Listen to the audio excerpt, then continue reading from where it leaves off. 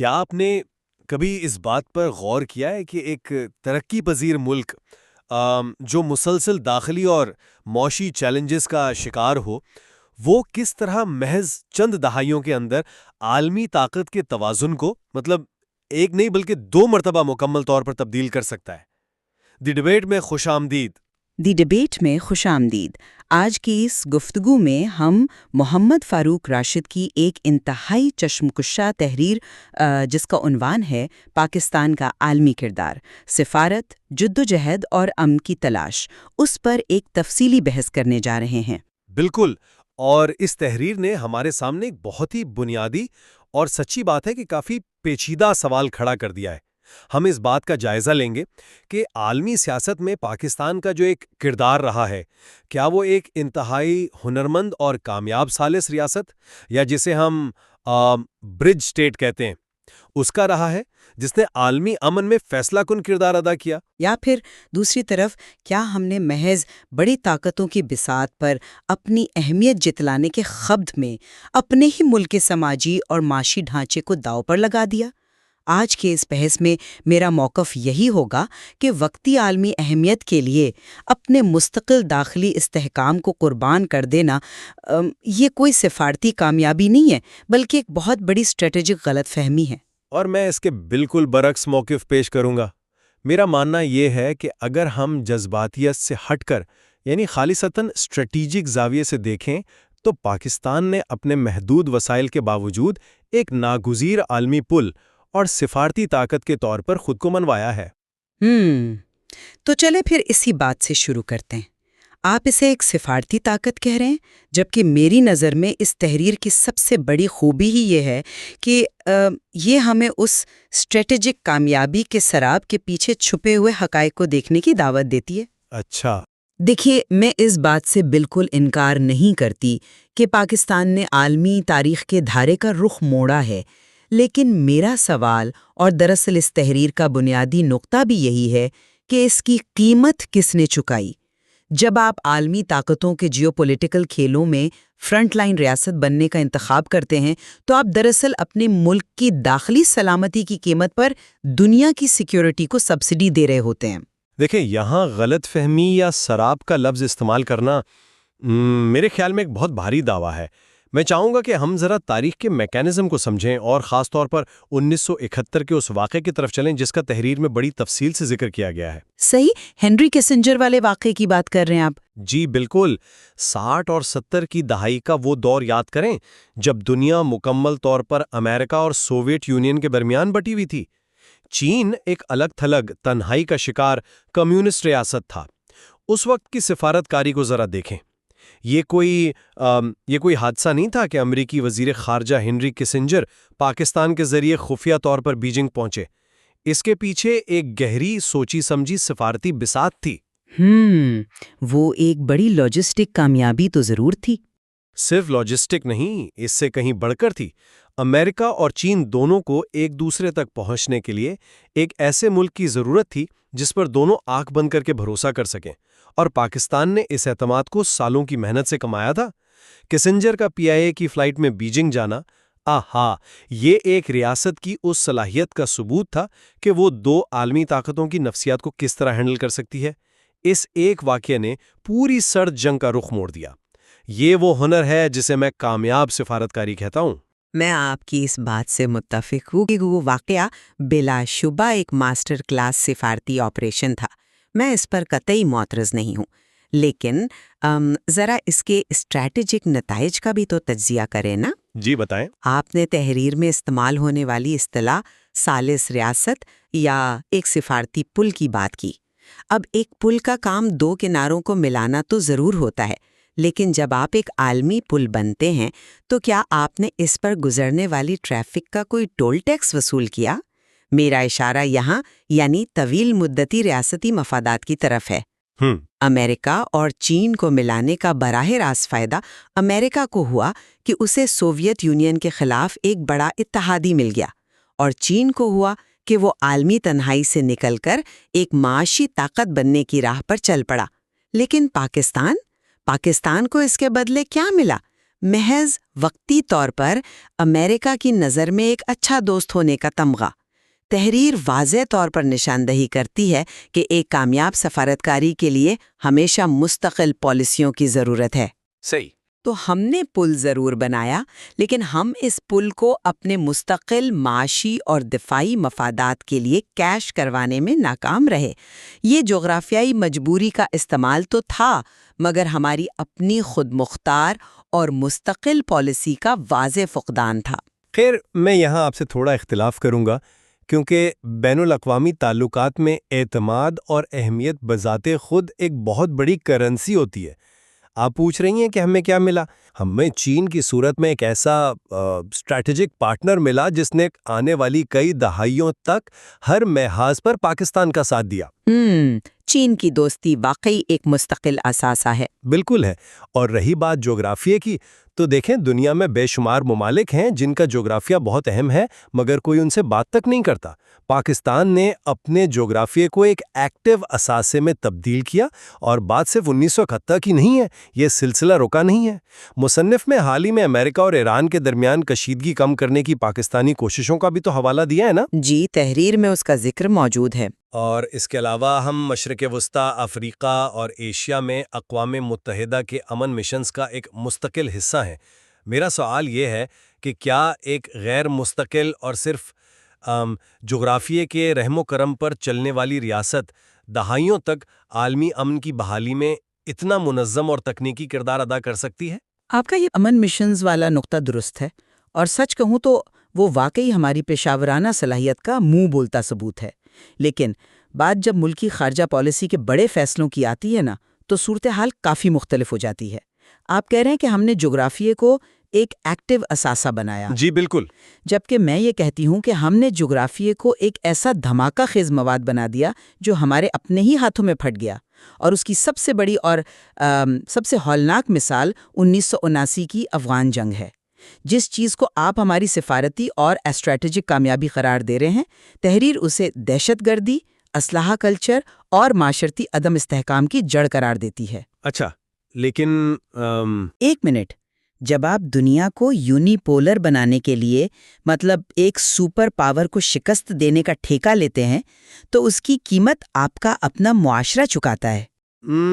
میں یہاں آپ کو روکنا چاہوں گا۔ ہم اکثر 1979 کے فیصلوں کو آج کے دور کی اینک سے دیکھتے ہیں، جو کہ میری نظر میں ایک بہت ہی غیر حقیقت پسندانہ تجزیہ ہے۔ ذرا اس وقت کے زمینی حقائق کو سمجھنے کی کوشش کریں۔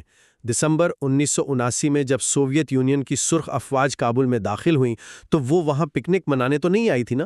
ظاہر ہے ان کا ایک واضح ایجنڈا تھا۔ بالکل، ان کا ایک توسیع پسندانہ ایجنڈا تھا، اور وہ گرم پانیوں تک پہنچنے کا خواب دیکھ رہے تھے۔ اب آپ مجھے ایک حقیقت پسندانہ آپشن بتائیں، کیا واقعی ہمارے پاس کوئی اور راستہ تھا؟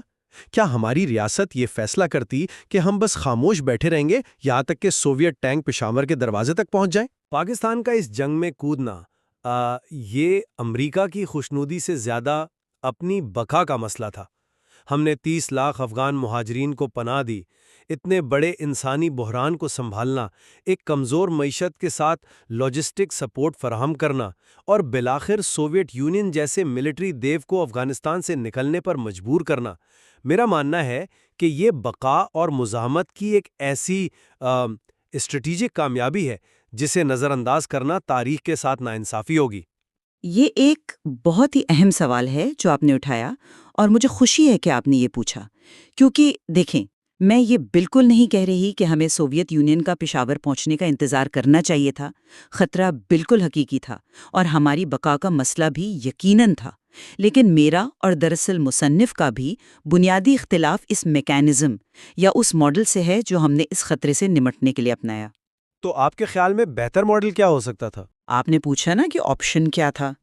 آپشن یہ تھا کہ ہم ایک ریاستی، سفارتی اور تصویراتی سطح پر ڈیٹرنس قائم کرتے۔ لیکن ہم نے کیا کیا؟ ہم نے تشدد اور مزاحمت کو پرائیویٹائز کر دیا۔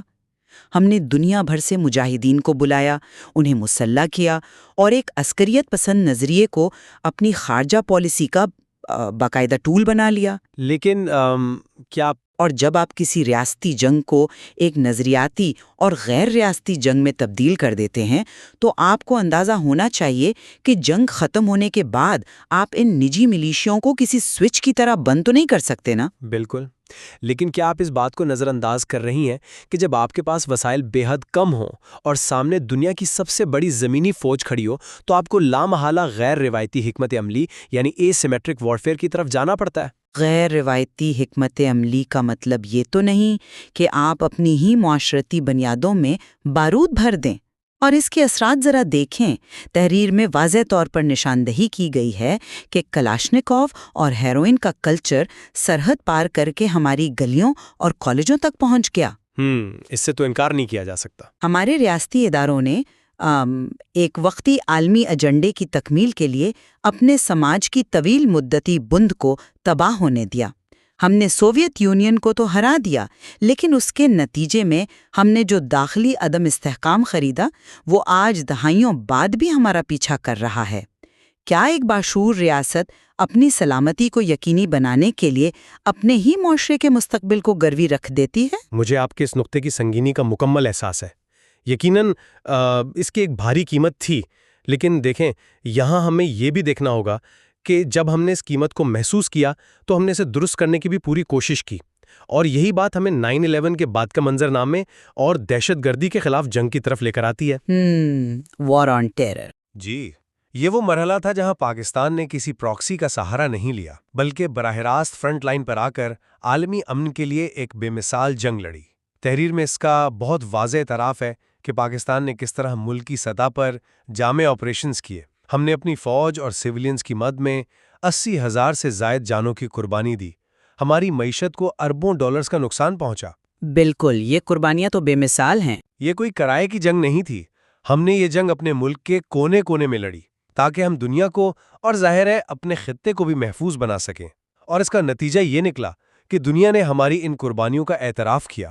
میرا پوائنٹ یہ ہے کہ پاکستان نے ثابت کیا کہ وہ صرف حالات کا شکار نہیں ہوتا، بلکہ وہ چیلنجز کا ڈٹ کر مقابلہ کرنے کی ریاستی طاقت اور عزم رکھتا ہے. میں ان قربانیوں کی دل سے قدر کرتی ہوں، اور یہ ایک ناقابل تردید حقیقت ہے کہ پاکستانی عوام اور افواج نے دہشت گردی کے خلاف جنگ میں جو خون دیا ہے اس کی مثال دنیا کے کسی دوسرے ملک میں واقعی نہیں ملتی. لیکن ذرا تحریر کے اس جملے پر دوبارہ غور کریں جو آپ نے حوالے کے طور پر پیش کیا تھا. مصنف نے لکھا ہے کہ عالمی سطح پر تسلیم کیا گیا مگر مکمل انصاف نہیں ملا. صحیح. کیا آپ نے سوچا ہے کہ یہ انصاف ہمیں کیوں نہیں ملا؟ کیوں اتنی بڑی قیمت چکانے کے باوجود بھی دنیا ہمیں شکوک و شبہات کی نگاہ سے دیکھتی رہی؟ کیوں ہم پر ہر وقت ڈو مور کا دباؤ کم نہیں ہوا؟ خیر، اس کی وجہ تو سیدھی سی ہے، کیونکہ عالمی سیاست کی نوعیت ہی انتہائی ظالمانہ اور مفادات پر مبنی ہوتی ہے. وہ آپ سے تب تک خوش رہتے ہیں جب تک آپ ان کے کام آ رہے ہوتے ہیں. بالکل، اور یہی تو میری دلیل کی بنیاد ہے. جب آپ ایک ایسی ریاست کے طور پر بین الاقوامی میدان میں اترتے ہیں جس کا اپنا معاشی ڈھانچہ بیرونی قرضوں اور IMF کے بیل آؤٹ پیکیجز پر انحصار کر رہا ہو تو آپ کے پاس گفتگو کا کوئی لیوریج نہیں ہوتا. ہاں، یہ معاشی پہلو تو ہے. جب آپ معاشی طور پر کمزور ہوتے ہیں تو عالمی طاقتیں آپ کو ایک برابر کے شراکت دار کے طور پر نہیں بلکہ ایک کرائے کے آلے کے طور پر دیکھتی ہیں. ہم اس جنگ میں ایک خود مختار اتحادی کے طور پر نہیں بلکہ ایک مجبور فریق کے طور پر شامل ہوئے تھے. تحریر کے تنقیدی حصے میں مصنف میں بہت صراحت سے لکھا ہے کہ جب تک آپ کے پاس داخلی استحکام اور معاشی مضبوطی نہیں ہوگی آپ کی تمام تر قربانیاں اور بیرونی مہم جوئیاں بے سود ہی رہیں گی. ہم نے خود کو دنیا کے لیے ناگزیر بنانے کی کوشش تو کی لیکن ہم خود اپنے لیے ناگزیر نہیں بن سکے. آپ کا یہ معاشی کمزوری کا نقطہ انتہائی اہم ہے اور سچ پوچھیں تو یہ واقعی ایک المیہ رہا ہے. لیکن کیا ہم اس سارے عمل میں کچھ مثبت اسٹریٹجک کامیابیاں حاصل کرنے میں مکمل ناکام رہے؟ میں ایسا نہیں سمجھتا. اچھا، آپ کی ذہن میں کیا مثال ہے؟ آپ غور کریں کہ اس شدید عالمی دباؤ، افغان جنگ کے اثرات اور پھر دہشت گردی کے خلاف جنگ کی تباہ کاریوں کے بالکل عین وسط میں پاکستان نے اپنے ایٹمی پروگرام کو نہ صرف محفوظ رکھا بلکہ اسے پروان چڑھایا۔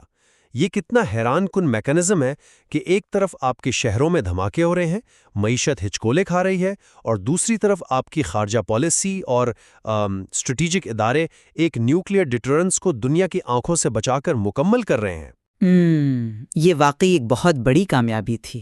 اور صرف یہی نہیں، اسی انتہائی دباؤ کے دور میں ہم نے چین کے ساتھ اپنے تعلقات کو محض ایک عام دوستی سے نکال کر سی پیک جیسے کثیر الجہتی معاشی اور اسٹریٹجک منصوبے تک پہنچا دیا۔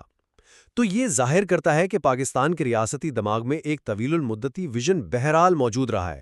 ہم صرف رد عمل دینے والے نہیں تھے، ہم متوازی طور پر اپنے مستقبل کے دفاعی اور معاشی ستون بھی کھڑے کر رہے تھے۔ دیکھیں، میں ایٹمی پروگرام کی کامیابی اور سی پیک کی جو اہمیت ہے اس سے پوری طرح اتفاق کرتی ہوں۔ یہ وہ چند معاملات ہیں جہاں واقعی ہماری پالیسیوں میں وہ تسلسل نظر آتا ہے جس کی مصنف نے شرط رکھی تھی۔ سی پیک دراصل وہ رستہ ہے جو جغرافیے کو صرف فوجی مقاصد کے بجائے ایک معاشی اثاثے میں بدلتا ہے۔ بالکل صحیح۔ لیکن اگر ہم اس پوری تصویر کو تھوڑا زوم آؤٹ کر کے دیکھیں تو یہ چند کامیابیاں اس عظیم نقصان کے سمندر میں بس چھوٹے جزیروں کی طرح ہیں۔ مسئلہ یہ ہے کہ ہماری بنیادی اپروچ میں ایک بہت بڑا تضاد ہے۔ ہم نے دنیا کی بڑی جنگیں لڑیں تاکہ ہم اندرونی طور پر محفوظ رہ سکیں، لیکن نتیجہ بالکل الٹ نکلا۔ آپ تاریخ کے ان تمام ابواب کو ملا کر دیکھیں تو ایک ہی سبق ملتا ہے کہ خارجہ پالیسی کبھی بھی آپ کی داخلی کمزوریوں کا متبادل نہیں ہو سکتی۔ آپ جتنے مرضی عظیم سفارتی پل تعمیر کر لیں، اگر ان پلوں کے ستون آپ کی اپنی کھوکھلی ہوتی ہوئی معیشت اور بکھرتے ہوئے معاشرتی تانے بانے پر رکھے ہیں تو وہ پل کسی نہ کسی دن گری جائیں گے۔ یہ ایک بہت ہی طاقتور تصویر کشی ہے، اور مجھے لگتا ہے کہ مصنف بھی کچھ اسی طرح کے نتائج پر پہنچے ہیں۔ تحریر کے بالکل اختتام پر مصنف نے پاکستان کی اس پوری تاریخ اور اس کے عالمی کردار کو بیان کرنے کے لیے ایک بہت ہی خوبصورت تشبیہ کا سہارا لیا ہے۔ جی، وہ دریا والی تشبیہ۔ بالکل، انہوں نے پاکستان کو ایک دریا سے تشبیہ دی ہے، ایک ایسا دریا جس کا بہاؤ کبھی بہت پرسکون ہوتا ہے اور کبھی انتہا درجے کا طوفانی، مگر یہ کبھی رکتا نہیں ہے، ہمیشہ رواں دواں رہتا ہے۔ ہم نے اپنی اس تاریخ میں کئی طوفانوں کا سامنا کیا ہے۔ کئی بار ہمیں ایسا لگا کہ شاید یہ دریا اب خشک ہو جائے گا یا اپنا راستہ ہی بھٹک جائے گا، لیکن اس نے اپنا وجود برقرار رکھا ہے۔ یہ بقا کی صلاحیت ہی دراصل ہمارا سب سے بڑا اثاثہ ہے۔ دریا کی یہ تشبیہ واقعی بہت گہری ہے، لیکن اگر ہم اس میکانزم کو ذرا اور گہرائی میں جا کر سمجھیں نا، تو دریا کی اصل خوبصورتی اور اس کی افادیت اس کے پانی میں نہیں ہوتی، بلکہ اس کے کناروں کی مضبوطی میں ہوتی ہے۔ صحیح۔ مصنف نے واضح الفاظ میں لکھا ہے کہ اس دریا کو درست سمت دی جائے۔ اب وہ درست سمت کیا ہے؟ وہ سمت یہ ہے کہ جب تک دریا کے کنارے یعنی ہمارے ریاستی ادارے، ہماری معیشت اور ہمارا معاشرتی استحکام یہ سب مضبوط نہیں ہوں گے، یہ دریا کھیتوں کو سیراب کرنے کے بجائے سیلاب بن کر اپنی ہی بستیوں کو ڈبو دے گا۔ ہماری تاریخ میں بدقسمتی سے ایسا کئی بار ہوا ہے۔ یہ تو ہے۔ ہم نے عالمی سطح پر طوفانی بہاؤ تو پیدا کر لیا، لیکن ہمارے اپنے کنارے اس کا بوجھ برداشت نہیں کر سکے۔ تو ضرورت اس بات کی ہے کہ ہم اب اپنا رخ باہر سے اندر کی طرف موڑیں۔ ہمیں دنیا کا چوکیدار بننے سے پہلے اپنے گھر کے اندرونی حصار کو معاشی اور سیاسی طور پر مستحکم کرنا ہوگا۔ میں آپ کے اس تجزیے کا بے حد احترام کرتا ہوں، اور میرا خیال ہے کہ آج کی اس گفتگو نے تحریر کے ان پہلوؤں کو بڑی کامیابی سے اجاگر کیا ہے جو عام طور پر سطحی تجزیوں میں کہیں چھپ جاتے ہیں۔ ہم دونوں اس بات پر متفق ہیں کہ پاکستان کا جغرافیہ اور اس کی سفارتی صلاحیت ایک ایسی بے پناہ قوت ہے جس نے واقعی عالمی طاقت کے توازن کو تبدیل کیا۔ بالکل۔ لیکن آپ کا یہ اصرار کہ اس قوت کا استعمال داخلی استحکام کی قیمت پر ہرگز نہیں ہونا چاہیے، وہ بھی بالکل بجا اور قابل غور ہے۔ اگر یہ دریا اپنے کناروں کو مضبوط کرتے ہوئے ایک درست سمت میں بہنا شروع کر دے تو یہ نہ صرف اپنے ملک کی تقدیر بدل سکتا ہے بلکہ خطے اور دنیا کے لیے حقیقی معنوں میں امن، ترقی اور استحکام کا ایک ناگزیر ذریعہ بن سکتا ہے۔ اور یہی اس تحریر کا اصل سبق بھی ہے۔ جی بالکل. کیا ہم تاریخ کی ان تلخ اور میٹھی حقیقتوں سے سیکھ کر ایک ایسی متوازن اور خود مختار پالیسی اپنا پائیں گے؟ یہ وہ سوال ہے جو آج کی اس بحث کے بعد ہم اپنے سامعین کے لیے چھوڑتے ہیں تاکہ وہ خود اس پر غور کریں. ہمارے ساتھ شامل ہونے کا بہت شکریہ. ایک نئے موضوع اور نئے زاویوں کے ساتھ پھر ملیں گے.